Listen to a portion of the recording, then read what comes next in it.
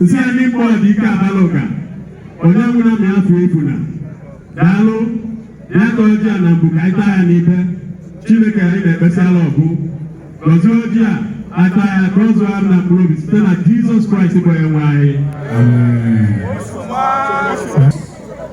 n'onwelu onye nọ n'etiti unu onye na-ekwe nkwa eme nkwa onye Chineke zitere single handedly ka ọ bịa ka o dozie obodo anyị onye batalụ wee sị na ndị ọlụ over 30 years not the possible wee lụọla anyị airport nwoke na-alụla anyị International Convention Center nwoke na-alụla anyị stadium dị mma nwoke na-akwụ ọbụrọsọ ndị ọlụ Igbo na ndị pension ụgwọ ọnwa as and when due ndị be a na-ekwu maka no less a man than a man of immense character. The ninth commander of the Equestrian Order of St. Gregory the Great.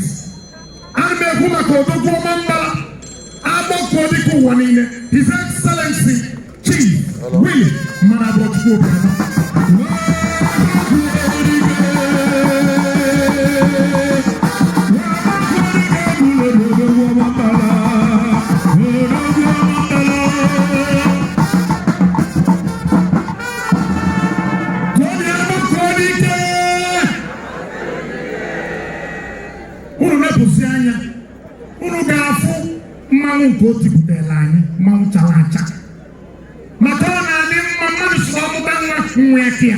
Also, onye nile amosu ga-amụ nwa sị na nwa ya amakia ụmụla ya nọ n'etiti anyị apịtala aka wee wepụta ojego mba niile dị iche iche na-edosi obodo na-edosi ekọnọmi na-eme ka ọ dịrịba mma wee bata na Nigeria dosie ekọnọmi Nigeria wee mesie wee bụrụ the governor of the Central Bank of Nigeria wee sị na ozugbo na ya ga-anata Anambra State ka Anambra gbanwee ka o si n'ebe His Excellency Bulie ugo onye elu karịa ka ọ dị na mbụ a na-ekwu maka no less a man than Professor Chukwuma Charles Soludo Odenigbo.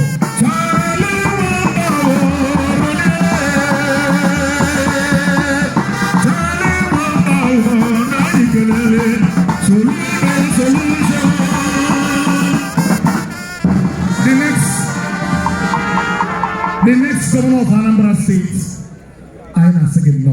And then, Deputy Governor Happy Laka will weapon. Enyoche, where Malonja, Gabo Soludo, a way to see Anambra State, Gabaniru, and the Kumaka doctor, Onyeka Chuku, Idezin. That's what I said.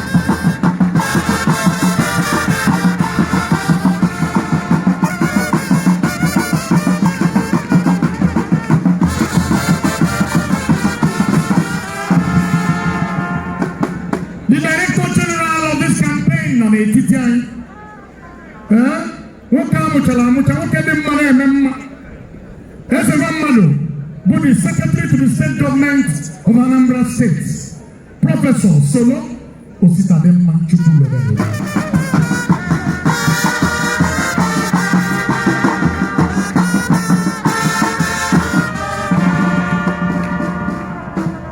The Chief of Staff, His Excellency, is also in our midst.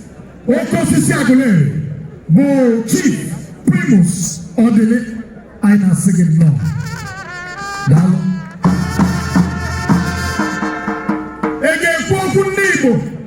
Ma ọ bụ na onye okwu ogologo anọrọ ya mgbe ọ dịba anyị ije na sineti ma ọ nọ sineti unu na-afọ okpu a eme constitutional conference okpu a na-ada ụda ọ na-ekwu okwu ọ na-esi Igbo ndị be anyị nụ ka anyị nabata distinguished senator of the Federal Republic of Nigeria, Senator Victor Ume Amadike ndị Igbo.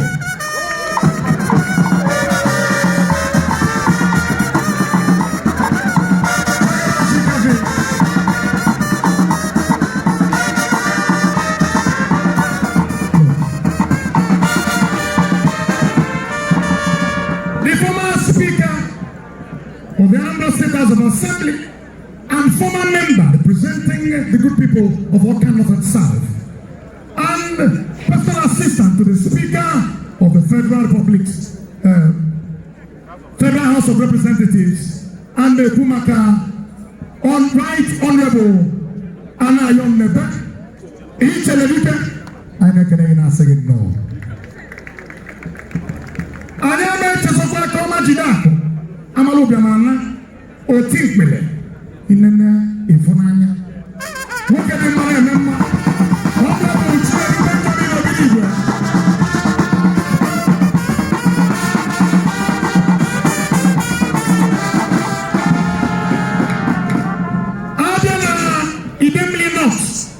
Akanema Zwebari, Onya Batunju, Jueba. I am a so na the member. Ne put it on in the House of Assembly of the Tijan. Would have looked at Honorable Ifan Chukuchefu. More money.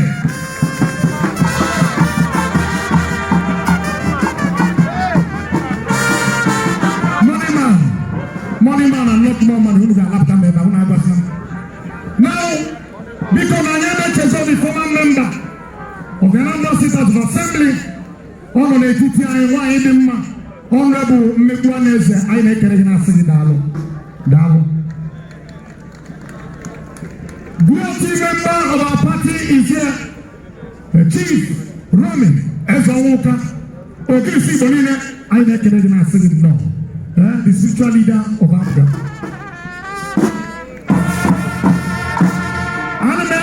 The Deputy National Chairman of our party, Chief Ella Omerigwe.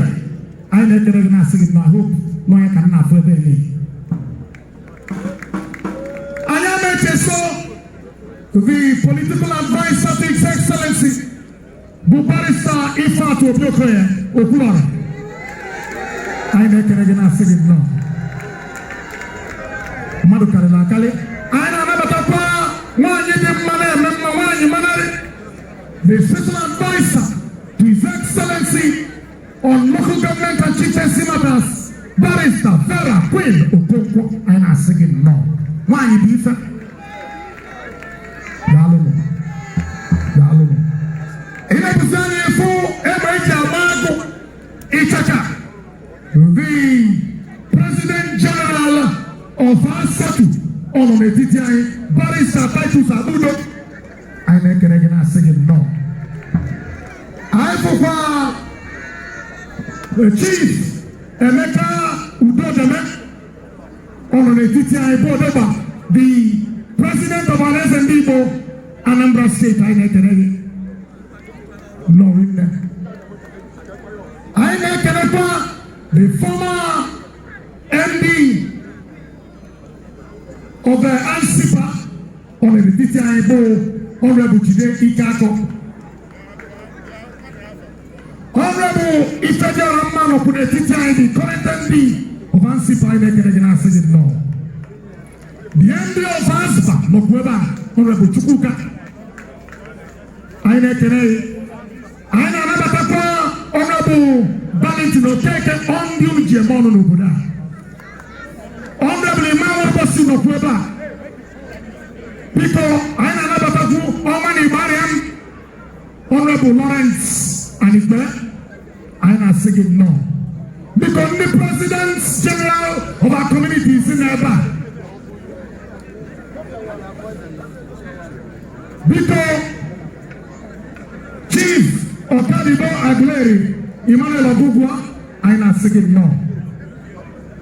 Because ndị asatụ ndị ụmụ nwanyị women picture of asatụ anyị na-anabata unu wee na-anabata all the stakeholders ndị Idemili North niile n'ebe a biko anyị na-asị onye ọbụla biko ka anyị kwụsịgodu n'ebe a ugo oge elu nkịta bụ ka agbanyite Honorable Barrister Asha Nnabuife bụ the chairman of the local government ka ọ bịa ka ọ gwa anyị okwu biko.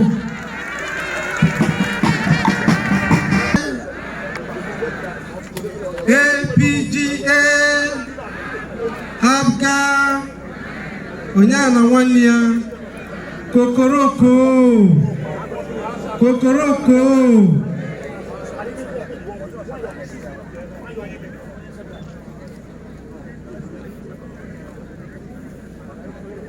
Your Excellency, the willingly working Governor of Anambra State, Governor Willie Obiano Akpoko Global. Your Excellency, our candidate, Odenigbo, Chief Charles Chukwuma Soludo, our incoming governor. I want to stand on existing protocols here as established by the MC. Your Excellency, I stand here today to welcome you and Odenigbo and your entire entourage to Idemili North on behalf of the good people of Idemili North. We are very delighted that you are here and we are happy to receive you. Your Excellency, I want to start by mentioning one or two things you have done for the people of Idemili North. I will speak Igbo later for some other people, but I want to say this. Your Excellency, the good people of Idemili North are so happy for the erosion control project you started with at Obosi. That project saved a lot of buildings from collapsing. That's as at the time you intervened, most of the buildings around that area was about to collapse. But you saved all the buildings, close to about 4 or 6 buildings within that environment. Your Excellency, the road construction you undertook at Abatete, even in Mpo here, because I know you directed me to work on Umusueme Mpo road to Mpo. We worked on that road and we were able to put a culvert, box culvert, which serves as a bridge that enabled the people from Mpo Agu link up with Mpo Ono. We look at so many areas. The street lights we have at Abatete, Ezewole, Umoji, Uke, Mpo, and so many other areas. We are very grateful for that.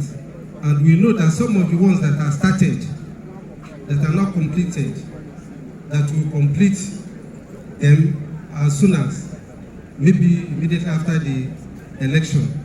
If not, His Excellency Odenigbo will continue from where you have stopped.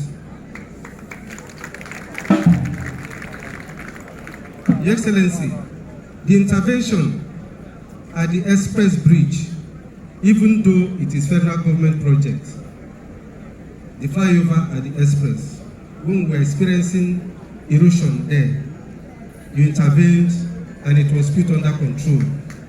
We are very grateful and the entire people of Idemili North are happy for that project.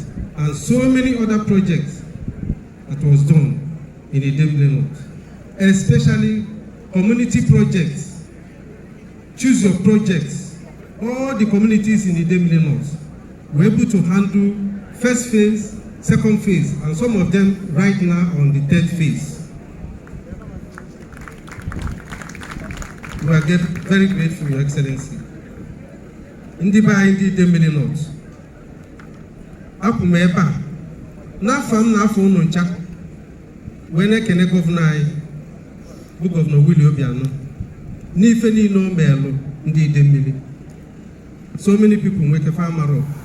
Governor ya dị ekwuka, ọ bụrụ onye okwu, ọ na-alụ ọlụ. Ma niile anya efu ife governor mere n'Idemili North. The first ọlụ na mbati abụ control erosion dị n'Obosi. Eso m ya ga ebe afọ ngosi emeli ya. Ụlọ elu niile dị ebe a na-ada. Eme ya, onwezi ife m ụlọ a, tata ije ebe afọ adịgo mma ọfụma, ụlọ niile dị ebe afọ adịgo sei. Onye abụ ife izu o mere anyị. Anyị na-ekwu ife ọfụ o mere na Anambra State, ife anyị na-ekwu bụ ebe a.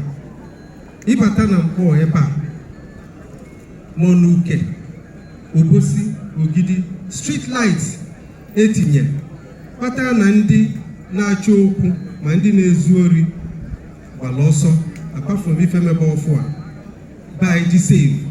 Even at that, Anambra State, one of the safest states, if not the safest state, even with ife na-eme. His Excellency je n'obodo dị iche iche si obodo niile unu ma ife unu chọrọ wetana ya na-aga alụ ụlọ unu ga-enye unu ego unu eje lụọ ya. Eme ya phase 1, mee phase 2, mee phase 3. Obodo niile dị n'Idemili North nweta gbadoro ego a and fa lụrụ ife fa chọrọ. Ụfọdụ ụlọ stadium, ụfọdụ ụlọ afịa, ụfọdụ ụlọ modern health center etufa si wee chọọ. Anyị ga-enye gọvanọ anyị ekene anụ onye agbata anụ ọbata tata wee kwuo na Prọfesọ Charles Soludo ọ kpọpụtara na anyị ga-akwụ ya n'azụ, anyị ga-akwụkwọ ya n'azụ. Your Excellency Prọfesọ Charles Soludo Odenigbo nkwa nna ekweghị ebe a taa Idemili North bụ na anyị ga-atụ vootu a tụọ ya ka a ga-asị na a ga-atụzi vootu echi. Anyị ga-atụ vootu a chekwa vootu anyị, a ga-echekwa di vootu ndị na-eche na fa ga-abịa zuru vootu anyị dee ya ede ọ bụrụkwa na Idemili North ejiri ori vootu mara anyị na Idemili North. Anyị ga-achụfe ọsọ ọfụma make sure na anyị tụ vootu anyị ọfụma chekwa di vootu. Anyị na-enye Prọfesọ Charles Chukwuma Soludo 100% na vootu anyị ga-atụ. Onwere ife ga-apụ na ya. Anyị akwadosigo etu anyị ga-esi tụ vootu anyị akwadosigo ya. Ife anyị na-echeze bụ ka a sị anyị ngwa ka anyị gwa. Your Excellency, on behalf of myself again and the good people of Idemili North, I want to say you're welcome to Idemili North. Thank you, sir.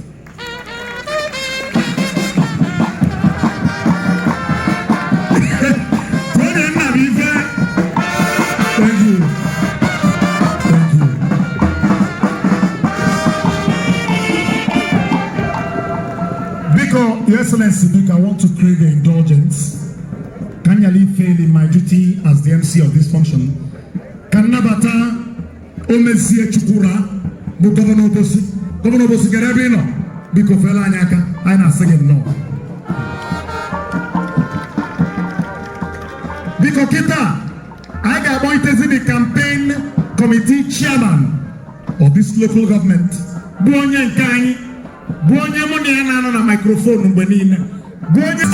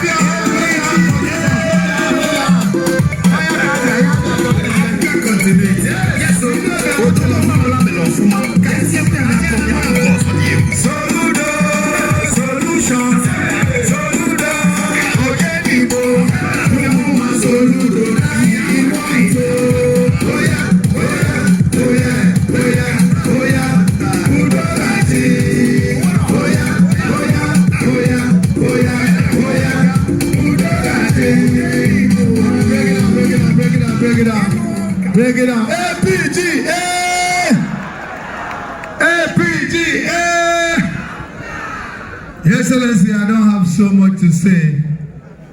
I just want to welcome you to Idemili North. Your Excellency, I will speak again on November the 7th. I am particularly happy that the member representing the good people of Idemili North is here. I'm talking about Honorable Ifeanyi Chieku. And I think, I don't know if my boss will be comfortable, but I know it will come. All right, ladies and gentlemen, I want to bring back my brother.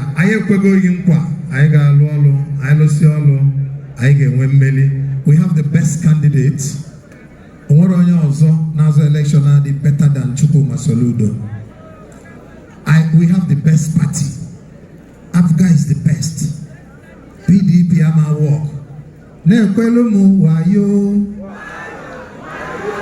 Nekwelumu wayo. Wayo. APC wayo.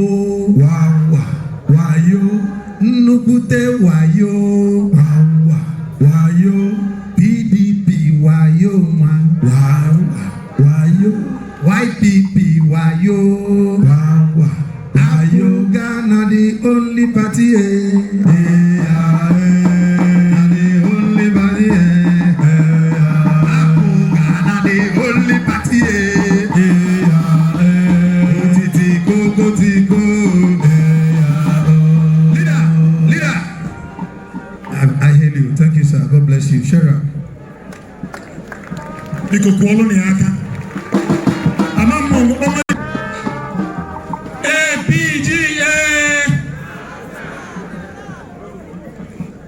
Your Excellency, anyị bụ ndị Idemili nọ ebe a si ka m were ofu olu wee nabata gị na Idemili North na Mkpọ obodo Dike. Your Excellency, ọgụwa bụ gọvanọ mere anyị ka anyị were anya anyị na-alarụ ụla n'abalị. Your Excellency, ịkpọpụtala anyị ọkachala acha si ka ọ nọchie anya gị. Ụmụ Idemili dị happy. Anyị na-ekene gị maka ya, maka na ofe tọọ ụtọ ndị tọọ ụtọ onye na-aliro ịma na onwe ife mmeli ya n'ọnụ. Your Excellency, inyere anyị ife ga-abụ ọtụpụtara ọkụ. Airport inyere ndị Anambra ụmụ tototokwulu ọ bụrụ maka ndị nwa sọsọ. Anyị na-ekene gị. Ọ maka 10,000 capacity conference center. Ịlụla anyị na-alụla anyị anachi ha ndị anyị ova. Gọvanọ anyị amara ebe anyị ga-esi wee bido kenebe gị. Iwe kpọpụtala anyị ọkachala achọ wee na-achọkwa ka ihe ndị anyị ova ka o bido ebe ịlụdebe. Anyị dị very very grateful. Anyị ama nkwu okwu. Ife anyị ga-emedebe bụ na anyị na-agwa gị nkwa na anyị nọgidigbo anyị Idemili. Anyị ekesigo ọ bụrụ na election bụ echi anyị dị nkwadobe. Ana anyị ga-enyekwa ndị Anambra ife afa chọọ. Anyị ga-ebupụtala unu vote. Ọ bụrụ nke anyị na-aba ikwucha emechaa onwe ka o si dị, mana this time around anyị na-akwadosi anyị ike. Anyị wee were ofu onu wee na-ekene Odenigbo Agụọta, Your Excellency, gị na onye otu gị deputy gị. Anyị na-asị unu nnọọ na Idemili. Anyị ma na unu ga-abịa. Anyị kwadola akwado. Na-ekenekwa ndị esko gị ndị niile so gị wee bịa nnọọ rinne. Anyị ama nkwu okwu gaba maka na oghere adịrọ. Nnọọ rinne. Daalụnụ. Thank you very much. Your Excellency, if you permit me. Your Excellency, let me observe all protocols. No,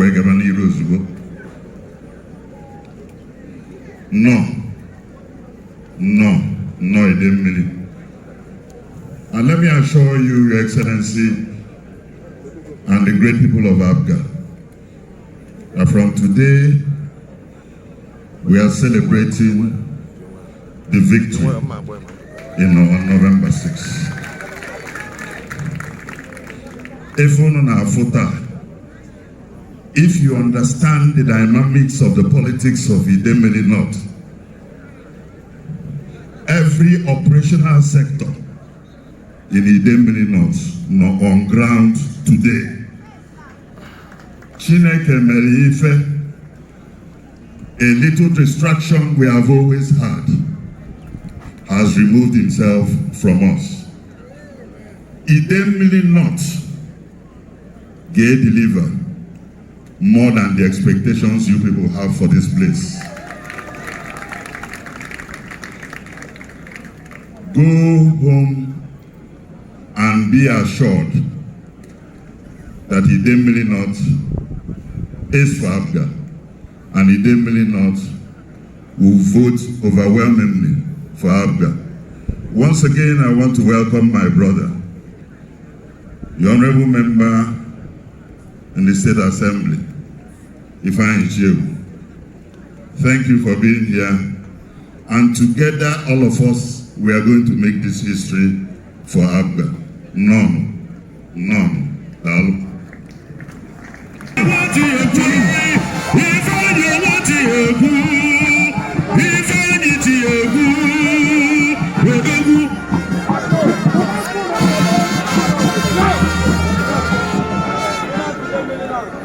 APGA, APGA, Onyaya na nwanne ya, Kokoroko.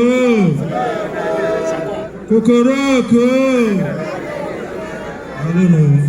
Your Excellency, the Executive Governor of Anambra State, we welcome you to Idemili North.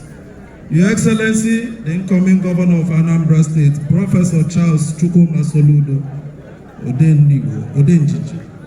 Dalo, you are welcome to Idemili North. The special advisors here present, you are all welcome. Chief Barrister Ifatu and Tony Wanwick and Barrister Queen Vera, you are highly welcome. The most distinguished Senator, Muhammadi Kendigo, Aikenele, Isaac Non Idemili North, you are highly welcome. The Secretary to the State Government, all Federal House members, Yaicha Loka, Onyendozi, Biko Anamasi Non Idemili North, you are highly welcome. Otimpili, Akaoma Jidaku, Amalo Biamana, Otimpili, I say Non Idemili North, you are highly welcome. Your Excellency Bikono, an American and Ndi PG, Ndi youths, Ndi Nebialeba, in solidarity for the campaign of Idemili North, Bikono, I Nasiono No, Ukwanya Jidianko Ejinaya Makalena for Jesus Christ. Your Excellency, the Executive Governor of Anambra State, Ifeanyi Ichiewu Tata Bukai Kenei, on behalf of Ndi Idemili, as the honorable member representing the good people of Idemili, we welcome you and we are here to thank you for all the good things you have done for Idemili North. Starting from my aspiration, my candidacy, to my election, and to my tenure in the House of Assembly. You have done great and marvelous jobs for us. So we are here to thank you, Your Excellency. Obolo na Lucia House of Assembly, Mamekenero Governor Willie Obiano, Malaro Labane. Ejim Governor Willie Obiano Ugo. I owe it to him to thank him for all the good things he has done for me, my family, the good people of Idemili, and Anambra State in general. We thank you so much because we know all you have done, from the environmental degradations that the TC chairman has always said. We have ecological problems. You have done so well. We know what you have done in Obosi and various other projects in Idemili North. The good road you have done in Idemili UK, we know. Umoji, Obosi, every other place, we know what we have done. We are thankful. You have given us transformers. I tell the transformer and poor. Oh, Governor Obiano, tie na Umuoji, tie na various other places, 500 kVA. Kedanu Governor Obiano is a good man. He has done so much for Ndi Idemili. He check your appointments. Chairman of Agon, Onyi Idemili. Chairman ASPA, Onyi Idemili. SSG, Onyi Idemili. Chairman ASEPA, Onyi Idemili. Chairman ASEPA, Onyi Idemili. Governor Anya Kenai, if you can do Idemili Nanya, Rapose for Bunaneme, Onye na draw grateful, Yana Chie. Manoblo Makandi Idemili, we are here to say thank you, Your Excellency, and God bless you. I got support to Professor Chukwuma Soludo, and he will win by the grace of God. So we are here to thank you and to welcome you. God bless you, Your Excellency. Distinguished Senator of the Federal Republic of Nigeria, Ezimo Mwafi Mweje Jamba, Senator Victor Uma Muhammadu Talibo, Ibo Bajumere,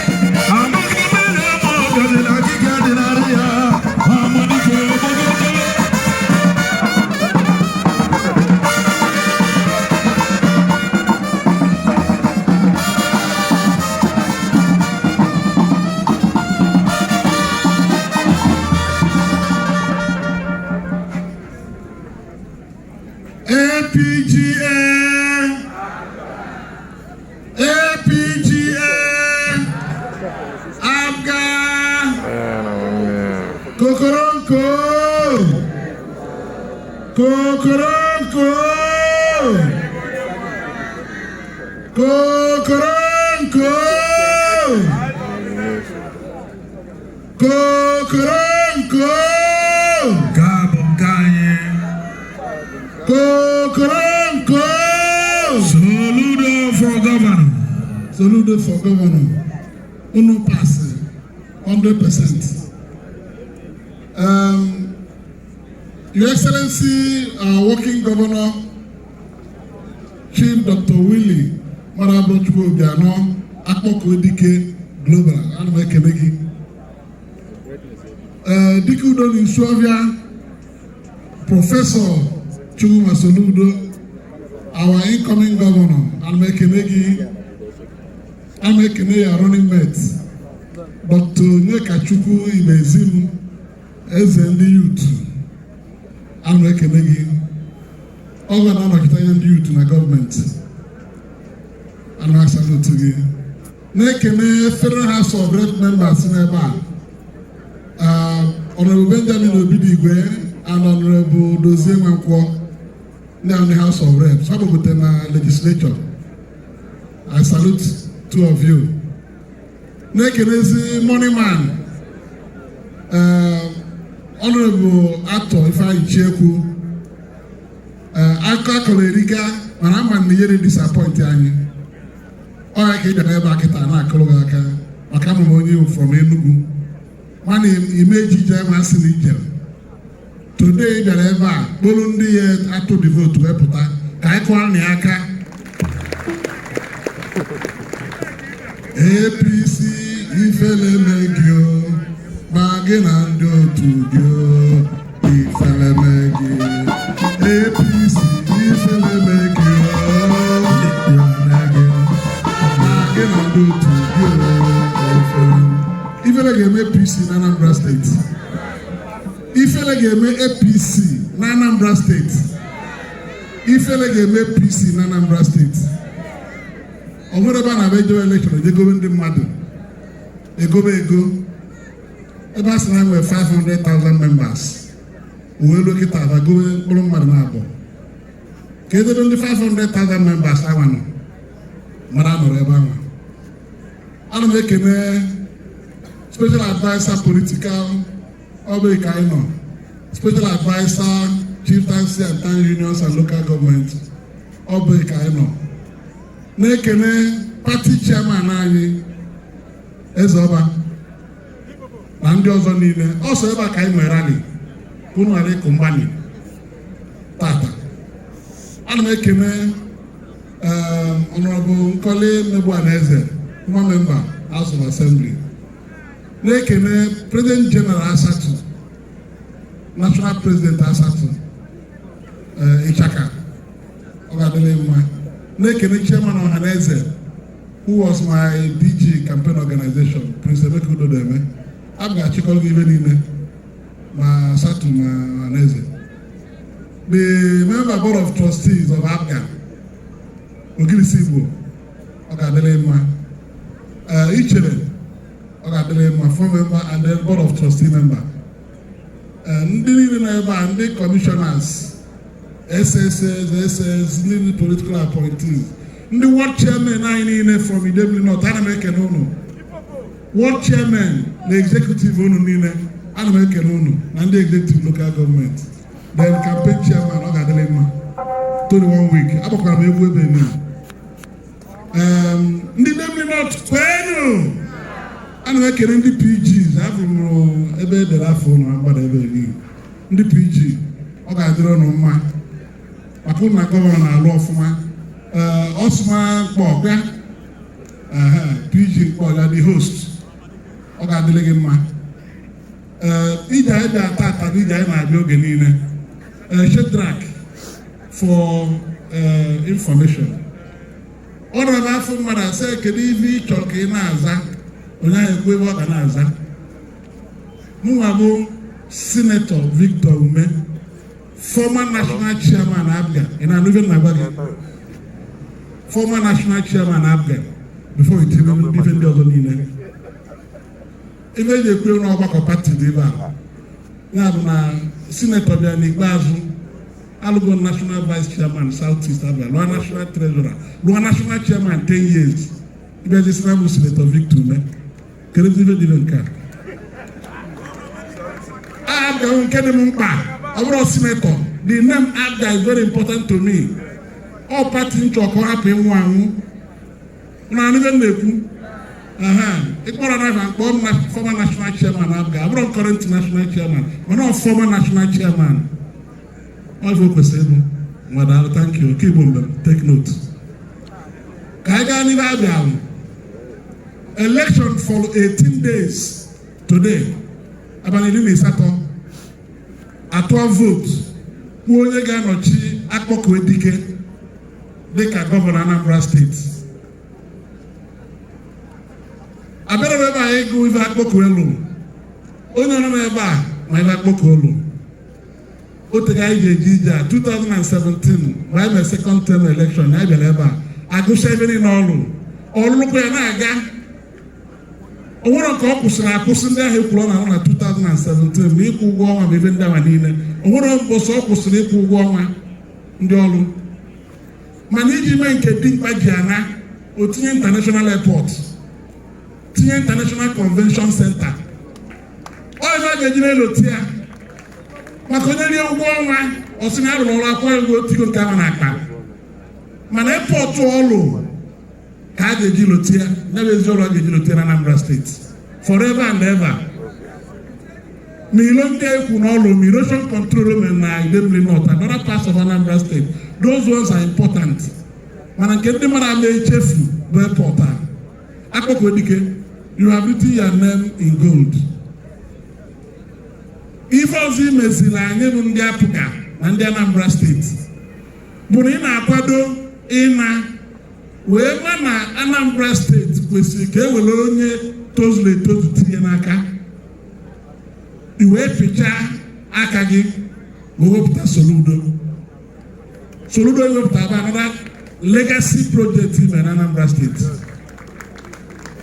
Maka ịrụchala ituo Soludo bụ alụwa etu anyị si ebu ya alụkarị gị, ọ na-alụ na-alụkarị gị gụọ ka a ga na-akụrụ aka eziokwu ka asị. Ọ bụrụ etiri ezigbo mmadụ ka ọ nọchie gị, mbọ niile a agbalụ ana n'iyi, mana Chineke ekweghị nkọrọ ha dị etu anwa. A ga-agbanwere Anambra State ọ bụrụ obodo a na-eje eje. From 2006 Peter Obi mere nke mgbe anyị na-anọ ọlụalụ arịsatọ lụọ ọfụma kụgharịa aka ọba ọfịa ka ọ balụ.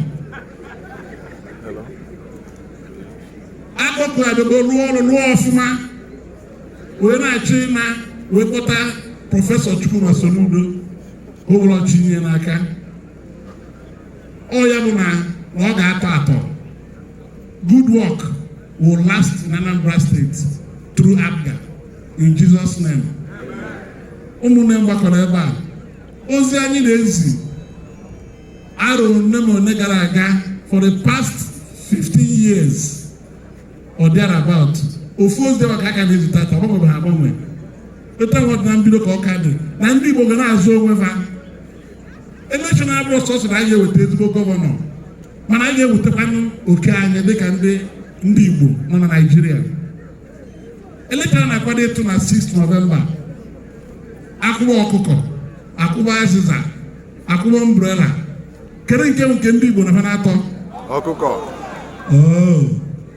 So ịbịa iwere tii na nke gị nwa itinye na nke onye ọzọ maka ndị nwa ama etinye na nke gị ma olu olu ha.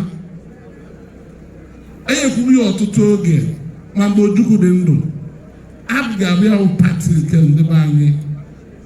Ụrụ bụ ka esi kwuo onye ga-abụ gọvanọship kandideti APGA ebe a nọkpabie n'ọka ka a nọkpabie.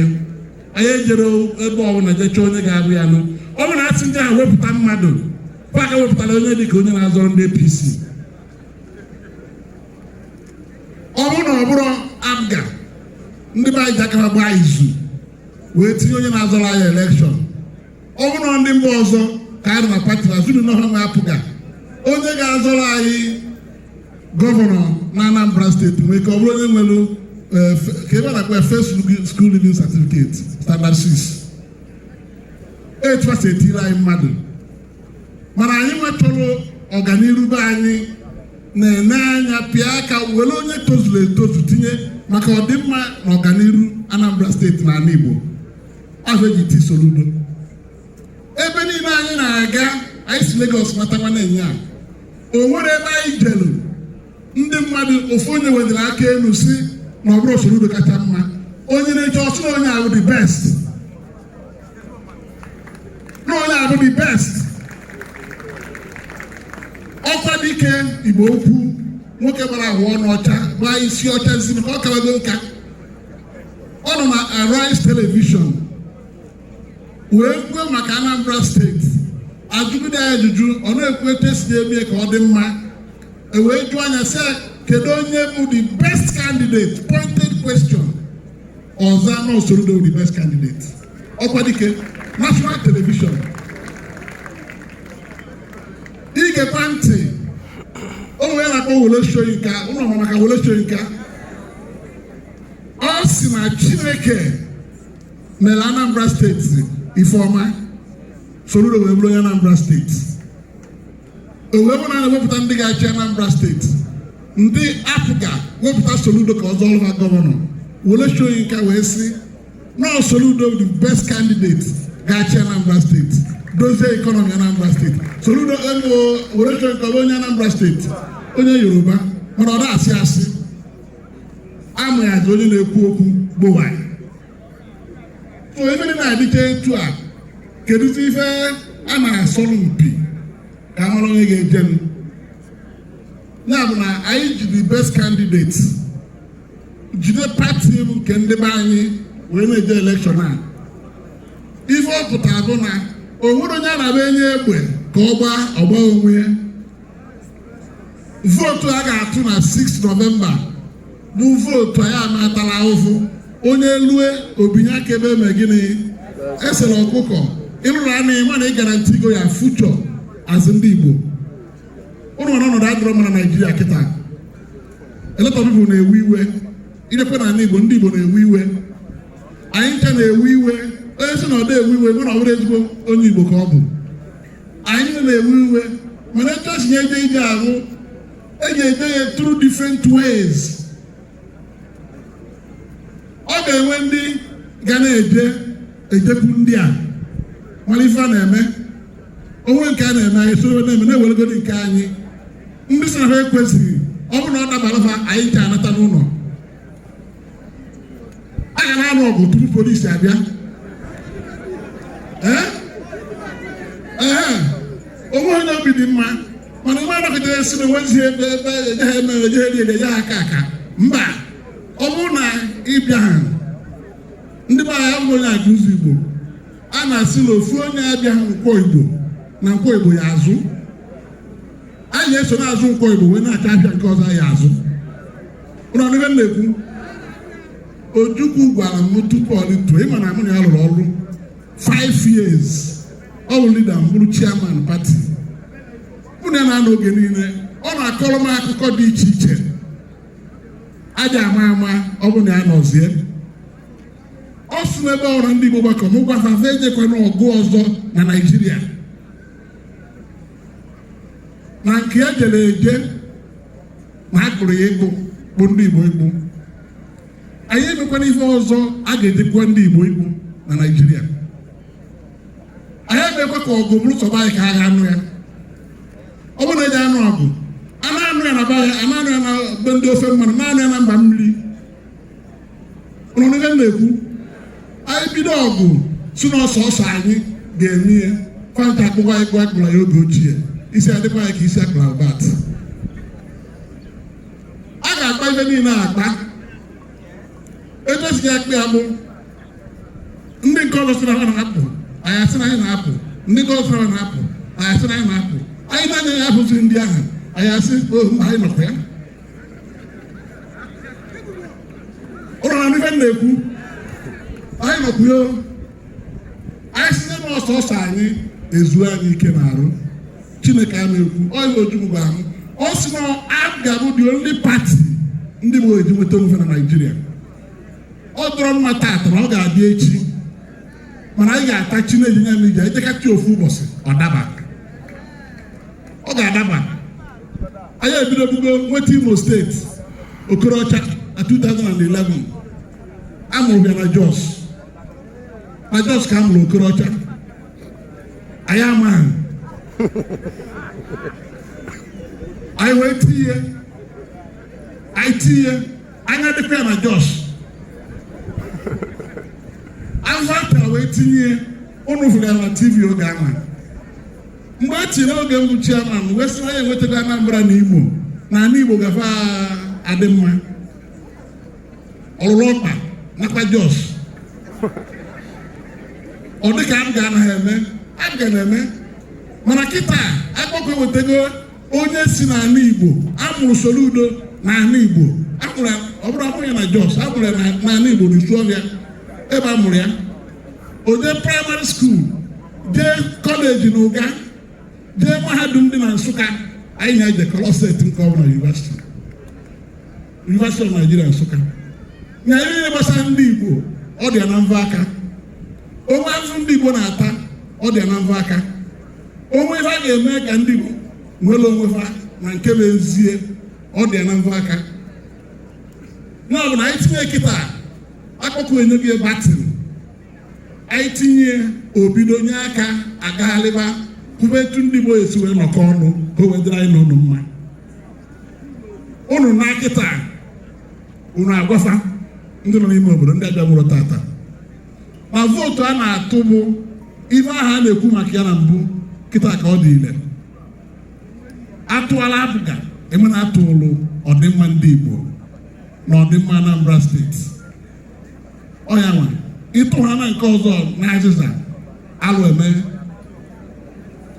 ọsọsọ ndị azịza na ala Igbo si na na-eme anti-open grazing law ndị herdsmen Anambra State passed the law. Enugu State passed the law. Abia State passed the law. So also Imo State na Ebonyi ndị azịza na-achị kwechiri na ha pasị ya. Etu aka onye esi wee dị mma. A ga-ablọkụ ha na-abata n'obodo a. Ha bata n'obodo a ndị Igbo agwụna. Ọkwa dike kwuru egere m ya na TV ọ sị na ọ bụrụ Soludo nweta mmeri na elekshọn a ga-atụ na November 6 ema na Anambra steeti efuene ema na ala Igbo niile efuene ịma na South East niile efuene ife abụ okwu okenye maka okwu okwu sie ma ọnwụ. So ana m ayọ ụnụ na ndị nne ọkachasị ndị youth ndị otu Money Man, ana m ekele ụnụ bịa na-ekwechiri ide mmiri n'ọtụ a uche ụnụ ga-ekwechiri under ya commander Honorable Chekwu, ụnụ ga-ekwechiri ebe a chee votu eche maka ichi ya echebe ebe ọ dị. Ụmụnne nwaanyị a ga-atụ, ụmụnne nwaanyị ka ebe ụnụ ga-atụ ebe esere gịnị, ndị okenye ebe ka ụnụ ga-atụ, ndị youth ka ebe ụnụ ga-atụ. Ife fọrọ ichekwa ya echekwa maka na ndị si na ha na-abịa ebe a mana na mmiri adịghị n'ịkpa na desert. Ije na desert bụ ebe ọhụrụ ya ebute mmiri ebe ahụ. Ime ebute mmiri na desert, ịbịa na Anambra Steeti na ha ga-achị ebe a ka ebe otu ha ga-ejechi votu adịrọ ha na-akwado izu ya n'oshi kwa ga-eme eme. After votu a unu ga-echechiri ndị yutu nke abụọ ọrụ ekele unu, ọ bụrụ ife eji egbobe unu ma ga-echekwa the vote. Ọ bụrụ ndị nne ga-echekwa ọrụ ndị nne ịtụ atụ ma ndị nna ma mụ abụghị m okenye aga m atụ eji m alụkwa ọrụ elekshọn bọsị ahụ maka ụrụ tụta ya o nwere ebe m ga-eje gbachie n'ọrụ wee na-eche ife unu ya eweta ka ha chenjide ka anyị hụ chee ya na put ka adịchọ na ọgwụrụ ebe ohiri mmiri ụnụ tụtara ha na agbakọ ya omebara anya gịnị fada ha na mkpọrọ ha ga-asụ na guzbo ya dị 21 ọrụ agba mgbe ndị na-agbara mkpọrọ na ndị azịza maka mmadụ nọkọta kobe ihe onye ha emegbu ife a mere anyị mana ya disappoint go ndị nna anyị ha amenyere votu mana iche ka ha ghara izu ezu ga-abụ double work. Anya m apụtazie ya banyere ndị Igbo efe mbọsọ ya asọmpi onye bịa ibe ya abịa nwoke kwuru ị na-ene anya ọ na-ene gị anya amara ndị Igbo nwere uche. So ana m ekele ụnụ ndị pụrụ apụ ụnụ nọ ha pụrụ apụ. Ana m ekele ndị agbata ete maka na mbọsọ akpọghasịra no APC ka ya ejezi. Ahụrụ m vidiyo a na-eti ọrụ ndị demiri tọbụla etinu anwa kwanụ ndị demiri aka nụ biko nụ. Ife unu gosiri m na ụnụ ma ebe unu si wee pụta. Mmadụ chọọ itinye unu n'ife ama abalị unu ekwechi n'ihe onye asị mba na ekwerọ. So unu mere ọfụma, I dị very happy with it. Money Man ekwu gị na onye rie si na erighị ya na chie ama na abịa ejuga abịa nyere ọtụtụ ndị mmadụ aka na Anambra Steeti. Ife dị mkpa bụzi ka anyị jidesie ike ka anyị soro akpọkue tinye Prọfesọ Chukwuma Soludo eduru anyị gabazie. Ọ na-arụrụ anyị ọrụ, oduru anyị jee Imo, oduru anyị jee Ebonyi, oduru anyị jee Abịa, oduru anyị jee Enugu. Ndị anyị na-echekwana ya eche. Your Excellency, to surprise you, o nwere gọvanọ m na-anọ n'abalị ma akpọ ya afa ọsịmụ na ya na-abịa kampen na Anambra na-abụghị ndị pati ya na ya bụ apụga n'ime mmụọ ya ma akpọ ya afa Soludo ọ ga-akpọghị gị na fon na emesịa.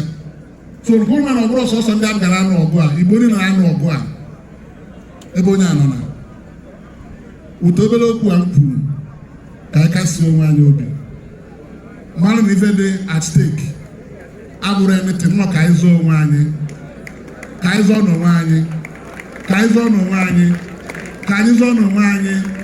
Oke anyị ama efu na Naịjirịa. APGA abga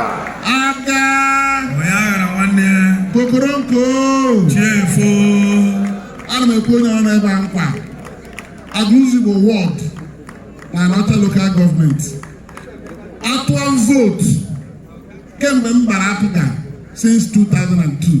Anọgo na Abga 19 years. Eso register Abga adanụbeghị election na Agụzigbo ward mana election nke a mgbe ndị wepụta rizọtụ agụzụ Igbo onye ọra na-etu anwa ịmara ndị ọzọ adabagosi n'ime ọbịa so ị ga-ekwu na wọọdụ gị na Abga ga-emeri na wọọdụ gị na Abga ga-eme gịnị ga-emeri na wọọdụ gị. That is the way the victory will come. Daalụnụ. Thank you very much.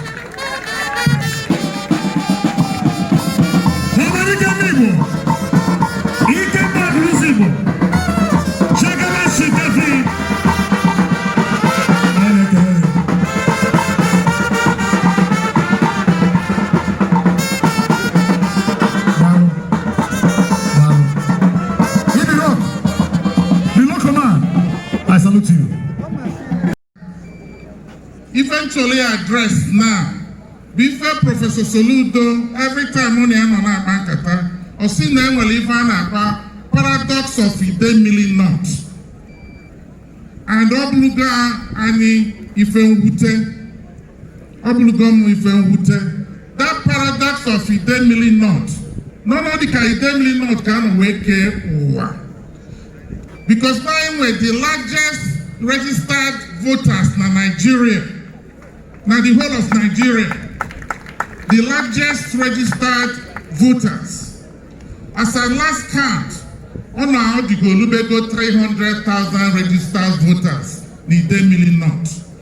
At the last election, His Excellency, he found about 220,000 registered voters. But the paradox is this. Every time I have to sell vote, 9 and 1 less than 10%.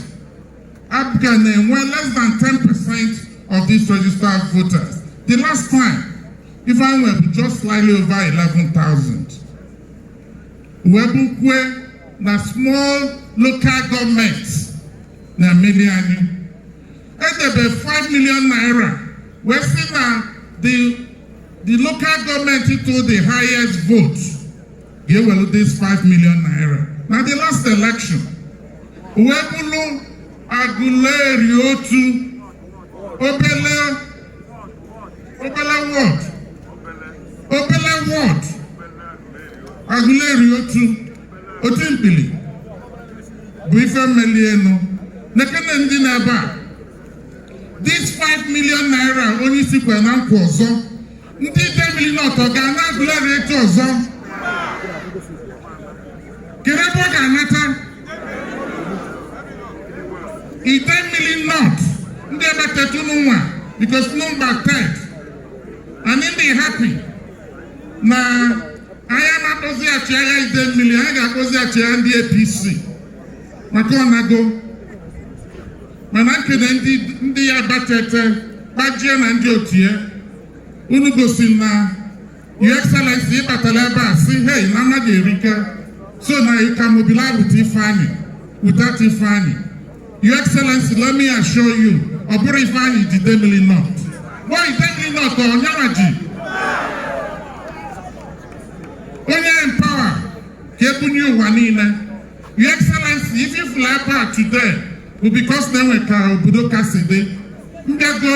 Mdago rally here. If I know about Nadika 2-3 times even on here. But so far, if I've all the rallies are injectable so far. Even I only buy 10 million not. Every person not here. One of Biaba, we are more than 3,000 people here.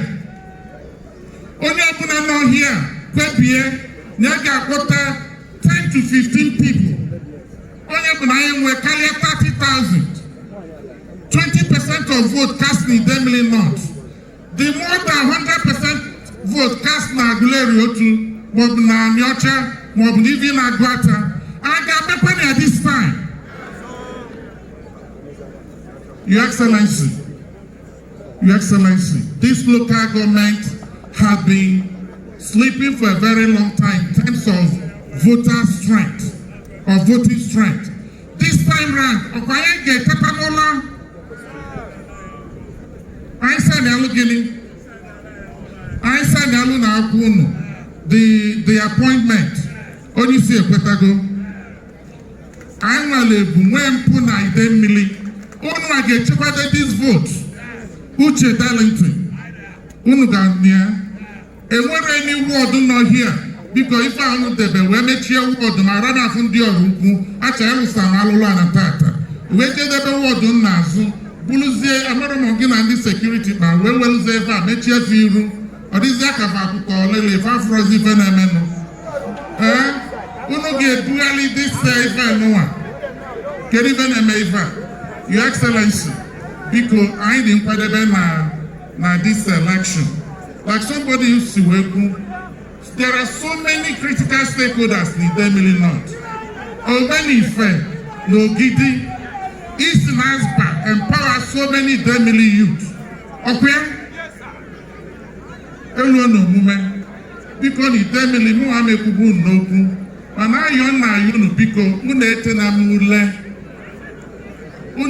m ule ndị chọrọ ịbụ DG erika mana gọvanọ na Prọfesọ Soludo si n'ọmụwa ga-abụ ọ bụzie na ya enwere this first position na anyị tụsi atụa the highest vote ma na-enwe ka ọ ga-adị and ayọ ka nna ya ụlọ anyị ga-anụsi ọgụ a ike anyị nwekwuru local government campaign committee headed by Tony 1 week and Mayor Asha Nnabuife bụ TC chairman of chairman so n'ife a na-eme Idemili North so n'ife ọbụla a na-eme na Anambra steeti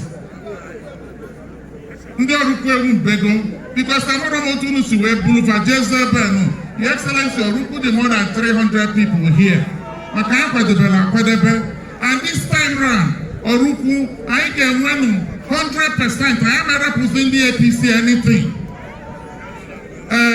Abacha unu anọkwu ya Abacha unu anọkwu ya Umoji unu anọkwu ya Uke unu anọkwu ya Uke unu na ya Umoji unu anọkwu ya unu na ya Itani unu anọkwu ya ke unu nọ Ogidi Ward 1 unu anọkwu ya Ogidi Ward 2 unu anọkwu ya Mkpọ obodo dike Ward 1 unu anọkwu ya Ward 2 unu anọkwu ya Eziowele ndị ọgam unu anọkwu ya kedu ebe fanọ ọkwa anyị niile na 200% Oposi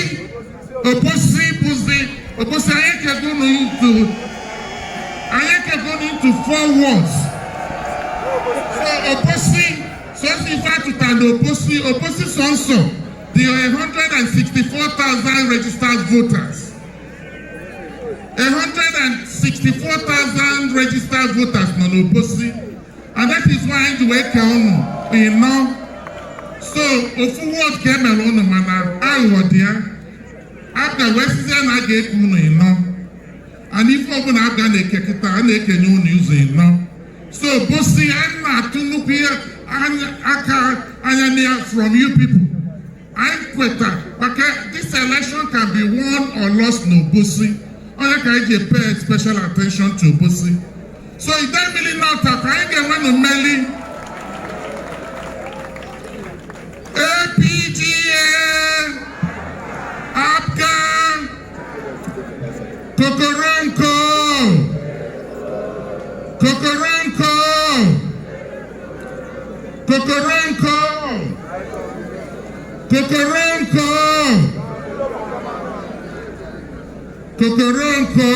Soludo for governor tell me ọ ga-emefe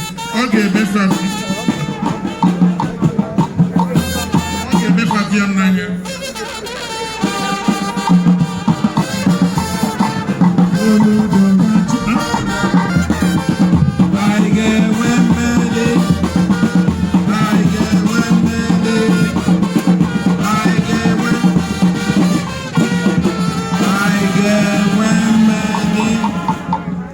Your Excellency, the most performing governor in Nigeria and sub-Saharan Africa. Agune Chemba, one of all the Aguata, Odogwo Mambala, Akpo Kodike Global, Your Excellency, the former governor of Central Bank of Nigeria and the candidate of our great party for the forthcoming election, the only man that signed the naira you are using.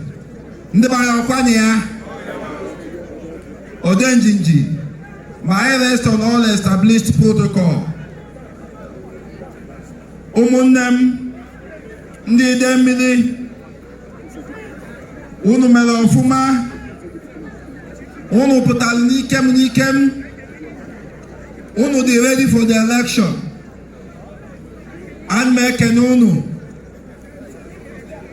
Asị na ọ bụ na igwu dị na-agbakọ ọnụ fatụkpọ nkịta anya. Anyị ma na anyị nwere wọọ. Ọgụ abụrụ ọgụ egbe, ọ bụrụ ọgụ mma, ọ bụrụkwa ọgụ eji ukwu eje, but na ọgụ eji sense anụ, ọgụ eji n'igwe mmadụ anụkwa, ọgụ vote. Idemili North nwere over 222,000 votes. Or if you register 222,441 votes. As at 2019, if you were 217,000 something, I expect if you get an election now, I'm at less than 150,000 votes. Una ready? At least with that, I am managing Vezia. Now 2019 election what money man. Whatever if I bezim mero mume ifajuna. Mala oisho bagiro. Nandi abatete di ready. I am an abatete ke win. And for the very ready. Governor Willie Obiano and the party APGA. Kwelu nkwa ekwelu bụ na State House of Assembly election kwuo si na wọdụ ọbụla win na 2019 election na State House of Assembly na a ga-enye nyabụ wọdụ 500,000 naira. O kwukwa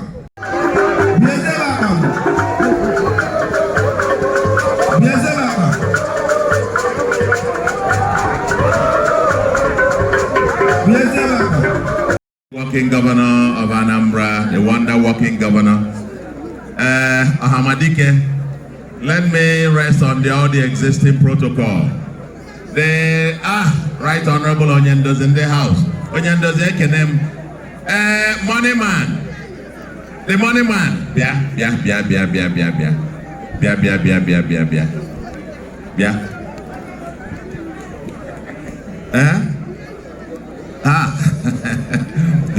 Ejina bolo nkiriki onara apụta banja ina na enuzi ị nwere amị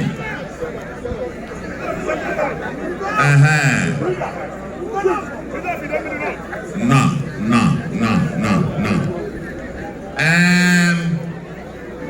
idemmili ekene m ụnọ idemmili mụ ọnọ idemmili zụọ ọnọ idemmili kacha nọ. If I be a kene, achọ m ike na ụnụ niile na-etu unu si wee nupụta n'igwe agbanyeghị etu ụbọchị dị tata, etu ụbọchị si wee dị na Nigeria na etu ọ dị n'ala Igbo, unu wee nupụta etu a. Asị m ka nkene unu. Idemmili North ekene m unu. Nke abụọ, ọbara ụlọ m ikwuwa ọtụtụ okwu, so ekene ka nna ekene unu. Na-ekene unu maka sọpọtụ unu niile, maka etu o si wee dị unu na-arụ tata. O gosiri anyị bịakwa ụfụ n'anya na unu na-asọpọtụ anyị. Ekpere anyị bụzi na unu ga-emezu on the 6th of November in Jesus' name. unu ga-emezu ihe, unu ga-eje tụọ anya vote on 6th of November. On 6th of November, a ga-atụ ya atụ, gụọ ya agụọ. Ọkwụ nna ya onye na-asị unu na a ga-ede ya ede si na ya taa ya kpuchie ọnụ na oke adịghị ife onye mụ anya. Idemmili North a ga-ebulu unu votu unu ebulu Mba. O nwere onye ga-ede votu unu ede Mba. oke adịghị ife onye mụ anya. Nọmba unu pụta tata, in spite of the insecurity, has said it all. August in Idemmili North is strong, is getting stronger, and will show its greatest strength on the 6th of November. Okay, eventually, ọtụtụ okwu adịrọ tata.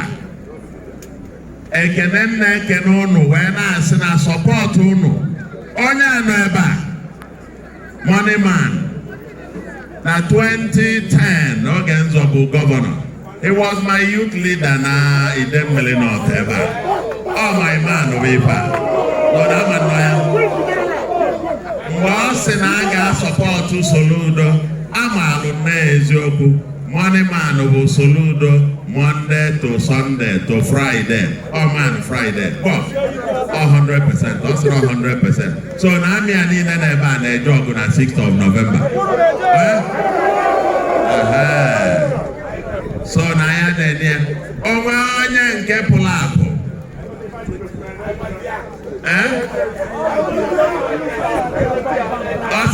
What's if I basic? Can you feel it? Ifeanyi basic oge mmiri election.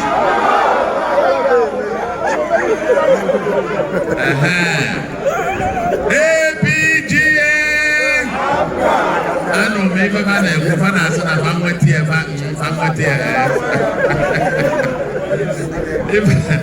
ife mene na ije a na-eje ife a agha uche ka ọ bụ. Ndị chee na a ga-ede ede, onye ekwere ọnụ kwebie ya ọnụ golie ya jebe. Maka na ife a na-ekwuzi na Anambra kịta, o nwere oge anọ n'Imo, onye afọ ajụọ ya akpọọla gị.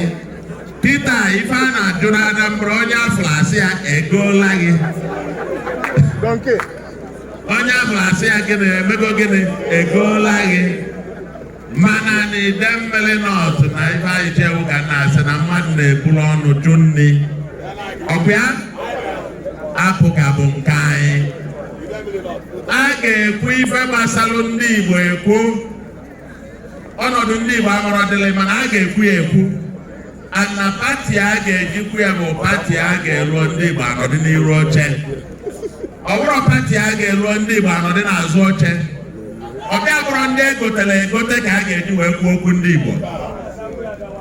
Ọkwụ na ife na-ekwu, ọ bụrụ ndị egotere egote ka a ga-eji wee kwuo okwu ndị Igbo. Maka onye egoro ego bụ nkelenka mmadụ. Onye kwuru mmadụ, o jere ebe a onye ọzọ tọpụọla ya ego egorukwu ya. Onye ọzọ tọpụ ego megide egolu ya. So na ife anyị na-ekwu bụ na ọnọdụ ndị Igbo a ga-ekwu ya ekwu. Ana ebe na-eje ebe jebelụ, ndị a na-ekwu maka okwu ndị Igbo. Fajelu ofe anọdị n'azụ oche. Isi na ị na-ekwu okwu ndị Igbo ajụọ kedu oge i kwurugoro mbụ. Na Soludo ekwugo gị mbụ. Oge ọ gbajuolu n'ọrụ 2017, eji Nnamdi Kanu amara m onye ọba nnukwu mafia nnukwu maka IPOB. Mana mgbe ejidere ya n'ọmụkpọrụ leaders ndị Igbo 12 of us anyị jebe kuje prison jefu ya. Jelu ebe anyị na ya nọ 2 hours ekwusịa maka ya ekwusịa ya ịpụta ọmụ amala adreesị international press conference wee sị rapụ nwoke a 3 weeks after rapụ Nnamdi Kanu. So na ife a na a ga-ekwu ya ekwu, a ga-ekwu ọnọdụ ndị Igbo mana ọnụ ga-ekwu ya ga-ekwu ya. Ọ bụrụ ọnụ egolo ego. Onye egolo ego olu ebe a o mechie ọnụ maka egwu na-atụ ya nụ. Onye egolo ga-agwa gị ife ị ga-eme.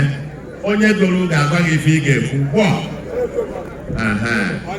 ide mmiri ife ọzọ bụ na ekwugo ife gọvanọ anyị lụrụ n'ide mmiri apụga na-edozi Anambra bụ apụga bụ Anambra eziokwu ga-asị ana ekwubugo mbụ na a ga-ekwu ekwa na platfọm a ga-ejikwa okwu ndị Igbo bụ apụga ọhamadike kwukwa the same thing. Gọvanọ anyị melụ mma, gọvanọ apụga ọda Peter Obi melụ mma mgbe ọ mere implement apụga manifesto. Gọvanọ Obianọ bịazie welie we go to the high level. Agụgọ ife niile ọ lụrụ n'ide mmiri ma mbuze alụrụ ma ilo alụrụ ma street light etinye ma transformers etinye. Ife nna agwa ụnụ bụ ebe ọ kwụsịrị maka pati anyị bụ continuity.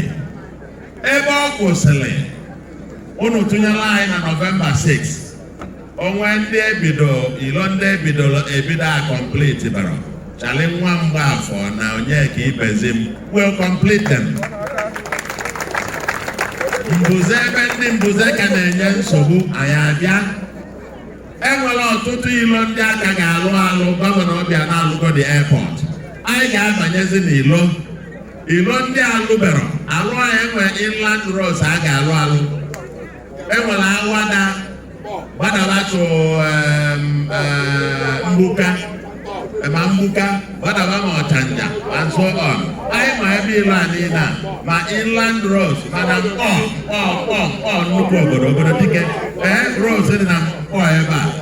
Anyị na-abịa ụnụ aṅụ na mkpọ na nkwụ na-abịa ọkụ na anị ya efe anyego m eji m a list of them, a list of these roads Obosi mkpọ ma ọkwasị na-ekwu mkpọ Ogidi Uke Ezi Owele so ana m agwa ụnụ na ebe alụdebere anyị ga-eme gịnị anyị ga-alụ ụfa na-eme gịnị na-aga. Nke a bụ izizi. Nke ịbụọ bụ na anyị nwere big agenda ọ dị na manifesto anyị. Ụnụ ọgụgụ ya ụnụ agụbere ya ọtụtụ agụgụ ya ụfọdụ so na agụgụ ya. Ego anyị fụ na manifesto anyị bụ maka youth. Agenda anyị niile bụ maka youth, women, the vulnerable groups, the poor people, empowerment and so on. Ọlụ ndị na-azụ afịa ndị boy anyị nwere big agenda for you. Mmeje kọwara fancha niile tata mmiri na-akwadobe izu anyị chọrọ ka anyị gbuo ya ịchafụ. Onye nwelụ ibe anyị nwee ike download ya. Nke ndị sinafa gụbere ya. Sinafa gụbere ya ga-esendịrị unu copy chọọ hard copy ka ị chọrọ ya. Eche ma ọ dị online. Ọ dị online. Kedu onye isi chọrọ iwere nke a? Onye chọrọ iwere nke a? Mgbanye nye onye isi. Okay, fa enyekwara m ọzọ ebe ị chọrọ nnọọ nke a. Thank you. Dọkọta emesịa nye kwuo nke a. Mana ife dị n'ime anyị sị na anyị ga-enwe ife dị ka 130,000 young jobs for our youth every year. And ụmụ akwụkwọ ụmụ ndị dị ife nwere ike ọlụ chọrọ ọlụ. I get create at least 1,000 youth millionaires every year. The agenda our youth get all the jack and hire and never employ the mother. Of course, on several those of us get employers of labor. But I don't know about the future. The agenda about the youth. And I went to put a program for you. The educational system in the digital age, all gonna continue to get better. Will mass Anambra to become the digital tribe. If I can make all ready, then at this program, or at this manifesto, onye yawaro ebe ọ ga-eje maka na onye dị ndụ na agba n'ụzọ. Anyị nwere huge agenda mee west wee time ọnụ tata bụrụ etu ụbọchị si wee dị ka mmiri na-akwadokwa izu mmee kwuli ya gatebe nnukwu aka nnukwu ka ụnụ hapụ ịnọta aka ebe a.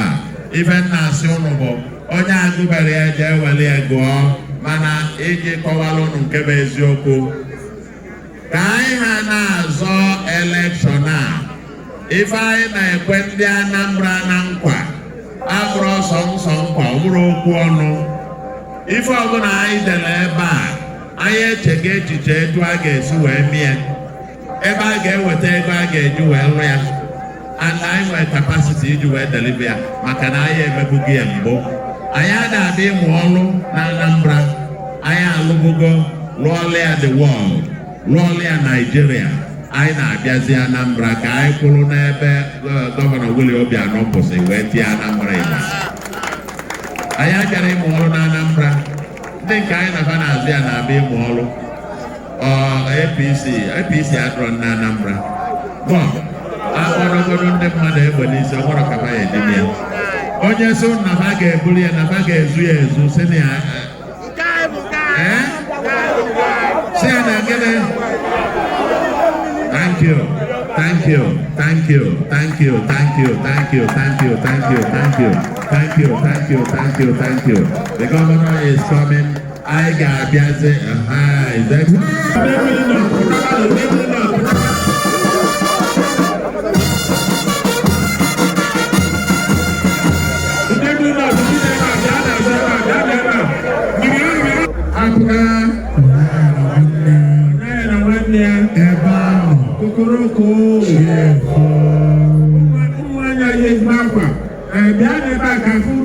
very colorful.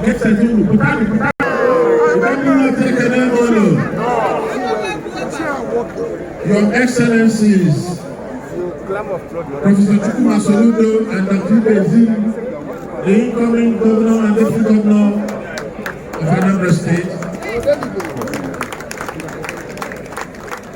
the former national chairman of our great party, the deputy stakeholders that are here, particularly the members of the House of Assembly and other House of Assembly members that are here. My ESCO members, let me stand on the protocols amply established earlier. Obviously was in here, so I can I'm very happy to be here. The first thing I want to do is to thank you. During my re-election, you gave me close to 12,000 votes. 12,000, close to 12,000 votes. Although you could have given more. But I'm my young now, to introduce Professor Chukwuma Soludo, who knows Soludo much more votes than you gave me.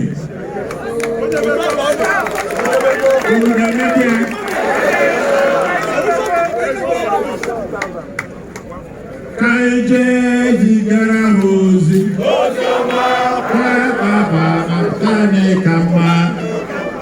Kaije jigara hozi,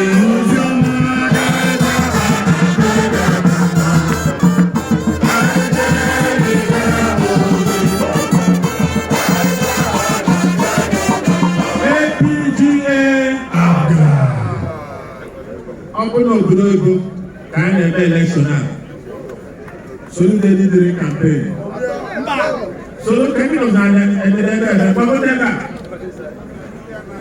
my friend come up here.